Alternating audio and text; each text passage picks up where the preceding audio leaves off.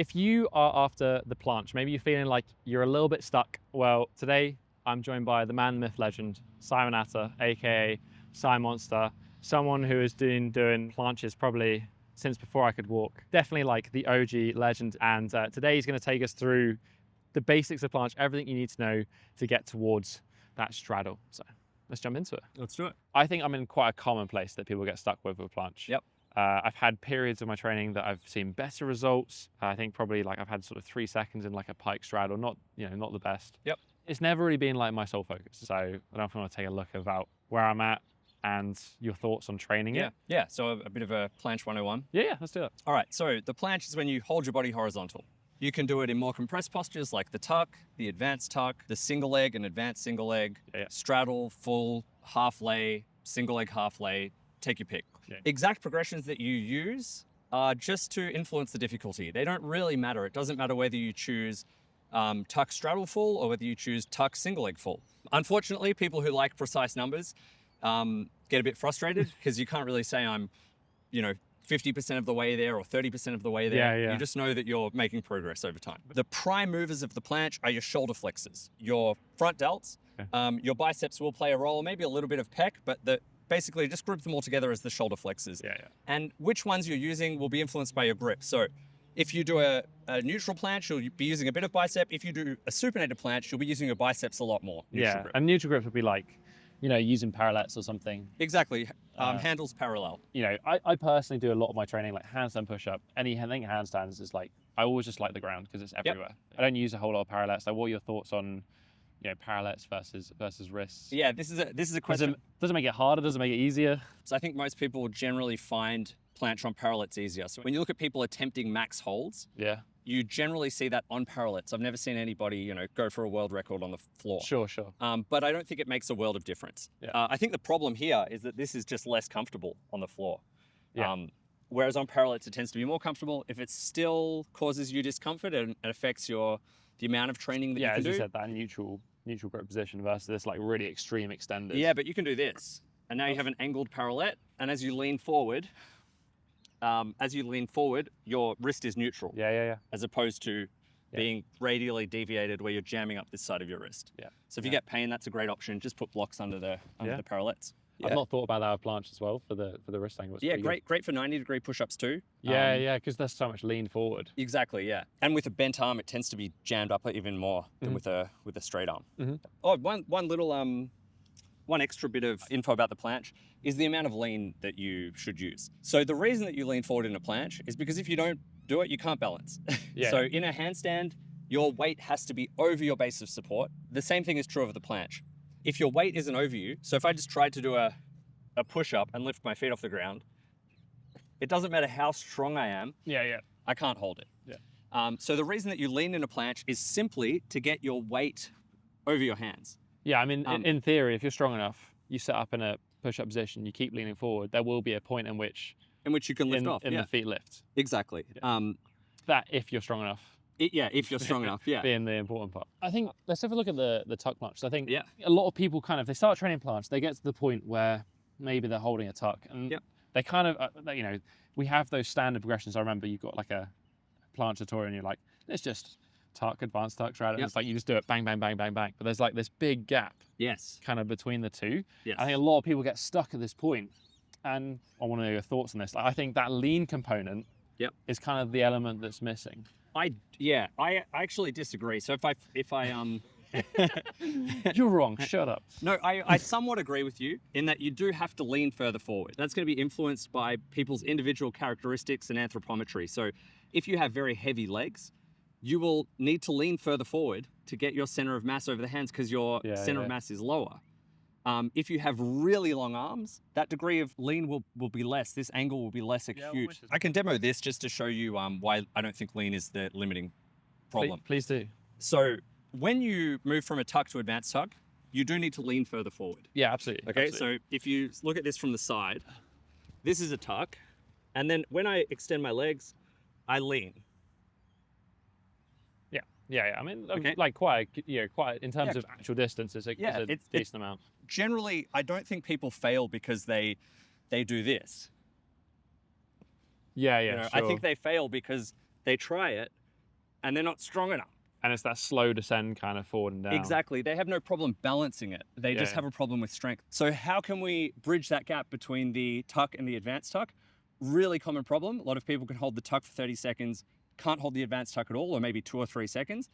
If they want to train at a 15 to 20 second duration, neither of those is really appropriate. Tuck's too easy, advanced tuck is too hard. What can you do? Plenty of options. First option is single leg advanced tuck. Okay. Yeah. I mean, it's just the weight is a little bit less. Yeah, it's half of an advanced tuck. Sure.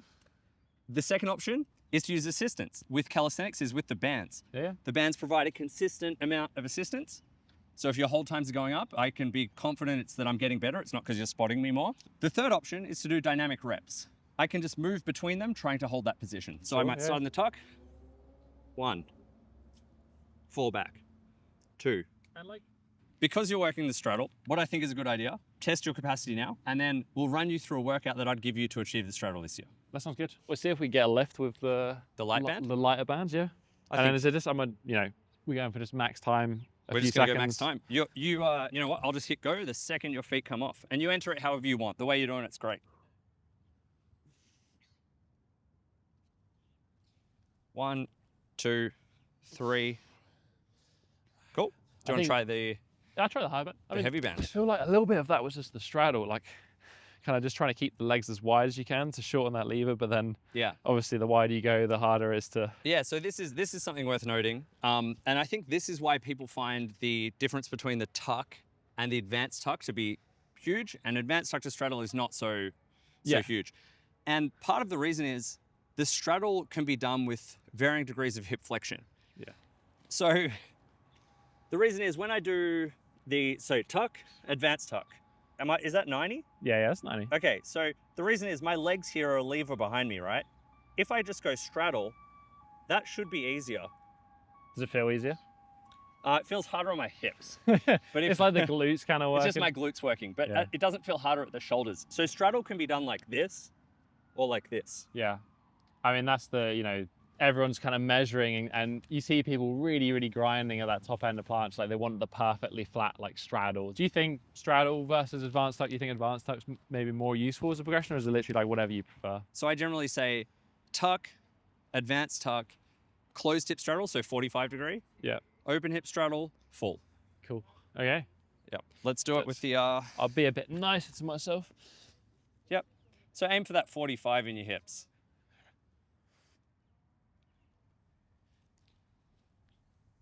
Keep going, fight it. 5, get to 10, 6. Okay, great. So that's the goal. It wasn't actually too bad. Yep. As I said, it's better than I was expecting in all honesty. And then we'll sandbag this test a bit because we won't give you much rest, but do you want to try a tuck hold? Yeah, for sure.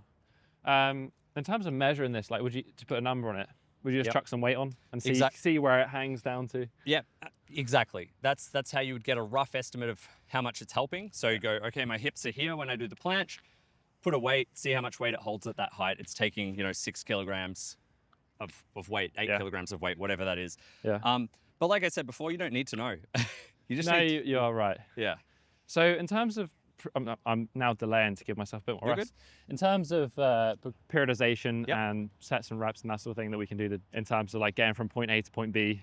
So if you're looking for a year-round approach, which I think a lot of calisthenics people are, you don't need to periodize. What you can do is just include a combination of higher and lower intensity sets in your workout or across the week. You can do that with undulating periodization where you have a heavy day, a lighter day, or you can just do it in the same session. We'll do it today. We'll do it, start the training with building up to a max hold, high intensity hold, and then we'll do some back off work to try and get the volume in. Okay, cool. I like that. So what am I doing? Tuck, just normal tuck. Doing tuck planche? Yep. Yep. And I'll keep that in front of you.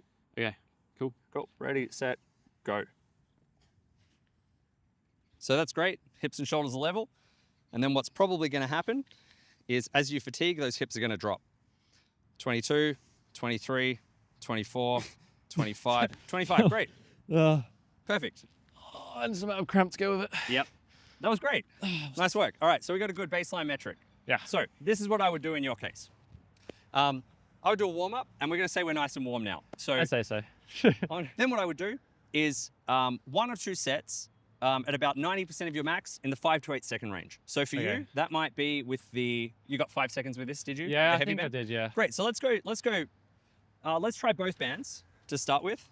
And I want you to try and do a perfect straddle hold. Double them up, and we'll see how long you can get with both bands. Okay. Yep. And then, well, I was going to ask, you kind of said 5 to 8 seconds. Is there a bottom end that you like, if you can only hold, one for a second or 2 seconds, that kind of... I generally say 3 seconds. I think if you didn't hold it for 3 seconds, is it a slow fall? It's the, but if you're holding it for 3 and above seconds, you can be pretty confident you held that shape. Yeah, sure. You going to give me any more rest, or we just... No, let's just get into it. Cool. 1, 2, 3, 4, 5, 6, 7, 8. Nice. Did you feel like you failed about 8? I felt like it was more that I couldn't stop myself falling this way. Yeah, that's failing. Yeah. Yeah. And it wasn't, so in that case, it wasn't the hips that were going down low. Yep. It was like the bands were just pulling me back a little bit, so they weren't letting me drop. I think that's kind of nice because, so say contrast that with the tuck planche. Yep. Where it's like that slow hip drop over time. Yep. I feel like with the bands, because I'm able to keep the hips higher, I'm actually getting a little bit more time in that same sort of shoulder angle that I would want to replicate in planche. Yeah.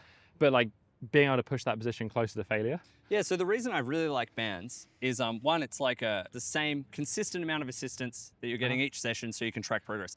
The other reason I love bands is this is very specific to your goal, right? I could get you to start with a tuck planche, but the reason I'm getting you to start... It looks very different. Yeah, the first exercise should be the thing that you're, the most specific. You want to get good at bench press, do the bench press first. Yeah. You want to get good at the straddle planche, let's get exposure to the position that you want to hold on the floor. Sure, I like that. And then as you build strength over time, so 6 months, 8 months, you can just do this same hold. Let's go 5 to 10 seconds, keep it fairly generous to account for fluctuations in performance. And you can just reduce the assistance. So maybe you start with 2, next week you're feeling fresh, you just do this band. Yeah. And then in 6 to 8 months you're doing this band, and then you're doing it without a band. Yeah, like obviously we're doing very just like simple static ISOs. Where do you sit dynamic in a static sort of strength? We'll do some today. So I think it really comes down to your goals. But what I like to do, like a good versatile planche program should include a few things. It should include some static holds of what you want to do. You want to do a static straddle hold, we're going to practice that position. So static straight arm holds. It should include some dynamic work, and this becomes more relevant at a higher level. So straight arm dynamic work, things like planche raises, handstand planche negatives, planche raises. You can do these with a band too. Yeah. That way you're building strength through range.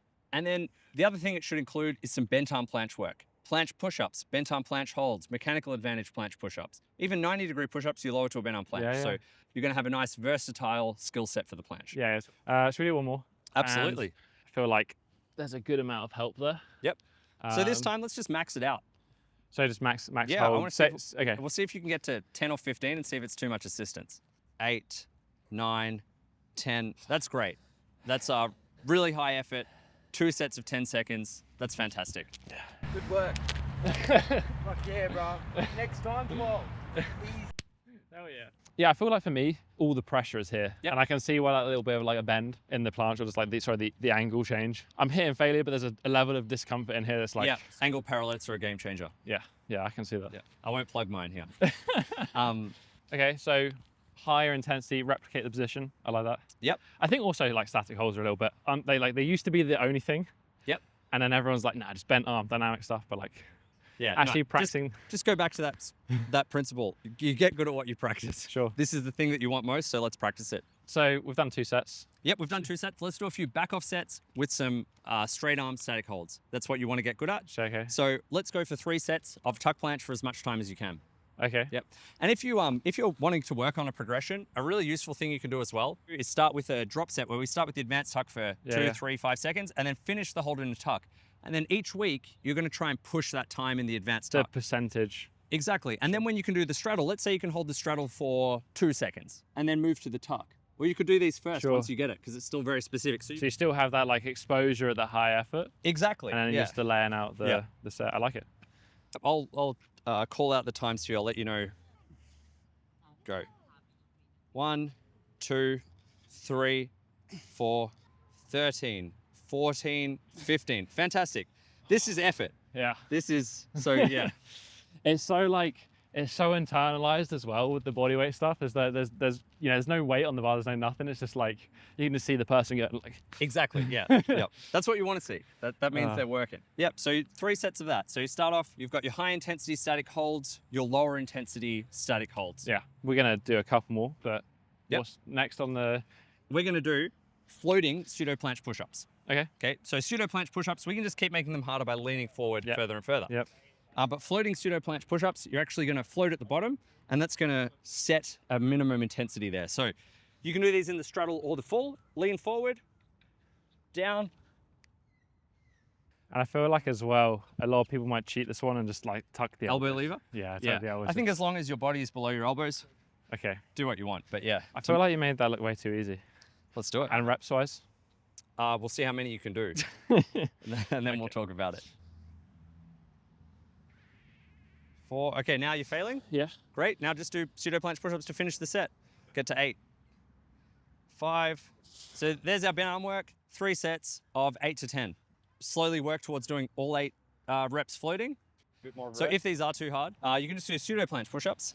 And a great way to measure these is just to put your feet against a wall and then bring your hands closer and closer over time. Sure. You can measure that distance, and then you've got an objective marker of are you making progress. This way, as long as you keep your body in a straight line, it sets the minimum intensity, but it doesn't restrict the maximum intensity. You can just keep leaning. So I can just keep leaning. Whereas you for can strength. kind of back off. Whereas this way, this limits the maximum intensity. Especially Okay. at the bottom, I think, you know, when you're trying to find that groove as well, you naturally want to go a bit further forward at the bottom. My head's gonna hit the bar. Yeah. So this way, you can lean further forward as you do push-ups. Yeah, sure. Should we do? I'll do one more set. Let's try your first rep full. Okay. And squeeze I don't care if you squeeze your elbows to your sides, just don't do an elbow lever. Great, and now just do 5 reps of pseudo planche push-ups. I like the drop set, or the like basically just trying to match the intensity throughout a set. I think a lot of the time the criticism of doing sort of higher reps is that actually the only really effective reps are like the last 3, 4, 5, 6, but like every rep like close to failure. Yeah, exactly. It increases the peak intensity of each set without hindering how much volume you do in the set. Yeah. So we're done with we'll say we've done 3 sets of this. Easy. You've done your bent arm work. Now I think it's a good idea to do some straight arm dynamic work. Sure. And there are plenty of options. And if you're training in a gym, you can always use weights for this. Yeah, like a Zanetti or Maltese press. Exactly, yeah. If you're at a high level, planche raises are a great exercise where you start in a handstand and move to and from planche. Yeah. Do you need a demo or? Yeah, I mean, if you feel like you know, I don't mind. you're feeling particularly charitable and you want to show people what they're after. Yeah.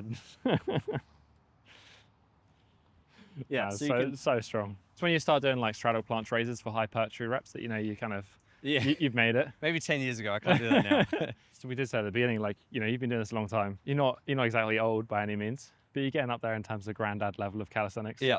Like, is there anything you've changed in terms of your approach to? Yeah, definitely. So I'm Obviously, certainly not as strong as I was. Sure. With calisthenic skills. Yeah. And most of that is because I don't push the intensity as high. Sure. Right now, I mainly do it for health and enjoyment. Yep. I'm not trying to do my max planche hold or my max planche push-up. So I generally train with a lower relative intensity Sure. than what I did 10 to 15 years ago. But I still train with a high degree of effort. Yeah, intensity of effort versus intensity relative to your one arm. Yeah. Dynamic. So you've done straddle planche. What would be the kind of more my level? Yeah. So you've got 2 options. The option I would recommend for you is L sit to planche. Sure. Yeah. So we'll do L sit to planche reps on those tall bars. You can go first few reps in the straddle. You can go first few reps in the advanced tuck. Sure. And again, it's like as many as possible is kind of the idea. Yeah, I think between about 5 and 10 reps, you should be hitting failure. Yeah, I feel like that very specific angle is feeling pretty tired, to be honest. Yeah. I mean, you've done a lot of work. 6. Great. No, that's great. There you go. So there's 3 exercises. Yeah. You've got straight arm dynamics, straight arm statics. You've got a planche push-up variation. And to finish off, we just want to build some muscle in the prime movers. Yeah. A great way to do that, you could do dumbbell raises like we spoke about before. Sure. Or a great one if you're not using weights is just dips. Yeah. Yeah. Sure. So we could just finish off with 3 sets of max dips. Nice. If you're particularly good at dips, you can do 20 reps. You probably don't want to do 20 reps at this point, so you could add some weight and do sets of 10. Here's one I love for the planche as well. Yeah. Please. If you're quite good at dips, how many dips do you think you could do? I'd have thought like 20 to 25. But if you wanted to make them harder, Sure. you could do forward lean dips. And I think these are awesome for the planche. So I'll just show you what these look like. So in a dip, you will lean forward naturally. Yeah. Right? So this is easy. I'm going to lean forward and keep my feet back behind me. So this like, is a mild planche already. Yeah. It's almost like, you know, Maltese-esque at the top, but just with a different vector of gravity. Yeah. I mean, I'm going to steal your general principle from the whole Drop day. set? I'll do a few with the hard one. Just do a normal dip first. Just do a normal one. Easy. Great. Now keep your body straight and lean forward. And try and keep those hips behind your hands at the top. But in terms of like a cue of trying to think about actively keeping the hips behind, Yeah. like I've tried the lean forward ones, but specifically in the top of like trying to pull the hips back whilst pressing, so insanely close to how planche feels. Yeah, because it is. Yeah. Great. There's a planche workout. Volume-wise, Volume-wise, we've done what, 4 exercises? 4 exercises, 3 sets each. Yeah. Sorry, two. we'll call it 5 sets of the Yeah, like a first staggered. exercise because you did a 2 high intensity sets and then you did back off sets, and then you've done 3, 3, 3. So yeah, 14 sets of pushing. I would recommend, if you really want to go for the planche, 3 times a week is great. But if you talk to really high level planche guys, almost nobody trains once a week, right? They all train, Sure. you know, 3 times and up, hit the Yeah. planche 3 times and up. If you want to push the frequency higher, just drop the volume in your sessions. Yeah. Do you think still keeping like the intensity of it? Like you talked earlier about that sort of daily undulating periodization. Do you think so 3 times a week, maintaining that like 90%? Yeah, I think this workout, if you spend a couple of weeks just getting accustomed to it, maybe you do 2 sets instead of 3, Yeah. you'll be sore. In a few weeks' time, I think you could do this workout 3 times a week at the intensity we've done today and make great progress. The repeating theme has been like specificity of the movement. Yep. Is there any place for some other accessory exercises you think for balancing shoulders? No, I don't really like You just fuck it. If you want to get planche, do planche. If you want to get planche, do planche. I think there is a case for balancing shoulders. I think maybe balancing is the wrong word, but Yeah. just having some other plane of training. Yeah, I think it ultimately comes down to your goals. People often talk about like needing to balance joints, right? So they talk about you need to balance pushing with pulling. Think about how often you grip a bar, okay? Yeah. You grip a bar every time you do bicep curls, chin-ups, and that is reasonably challenging on your grip. Now think about how frequently you balance that with finger extension. Yeah, sure. And it's probably never. Yeah. And your grip, your Unless wrists you're are a fine, climber right? and you've got one of those like slingy rubberized. Yeah, but even still, like climbers would be doing 10x the gripping to what they do of anti-gripping. And they're fine. And go back to climbers. Climbers probably do 10x the volume of pulling than they do pushing, right? Sure. And they're fine, okay? So the only balance that matters when it comes to injuries and performance is the capacity of your tissue balanced with the stress you put through that tissue. I don't think you need to balance joints. I don't think there's any good evidence for that. Now, that being said, it's obviously good to be strong everywhere, right? You're much more resilient if you're strong everywhere than only strong on one side, right? I think most people don't just want the planche. They want the planche, they want the front lever, they want the one-arm pull-up. Yeah. And you've got 3 training sessions focusing on pushing muscles. The other 2 or 3 days a week that you're training upper body, focus on pulling muscles. Do a front lever session that's similar to this, and then you've got a pretty good balance. Yeah. I think it's like training legs, right? Do you need to train legs? Absolutely not. Andrew Strong doesn't train legs. Why? There's a reason he doesn't train He legs. wants to be the best at planche. He's got a great counterweight on his upper half just from being absolutely huge here and a little bit smaller down there. Exactly. And heavier legs would hinder his goals of being the best he can possibly be at planche. That being said, people might make fun of him for having small legs, right? And he doesn't care. There's no... I wouldn't care if I was Andy Strong. Yeah. Cool, man. Thank you. My pleasure. Thank you for giving me some advice, and I'll try to do you proud this year. I think you can do it. Like, I truly think you can do it. You have more faith in me than I do, but I think, the year 2026 is the year. Yeah.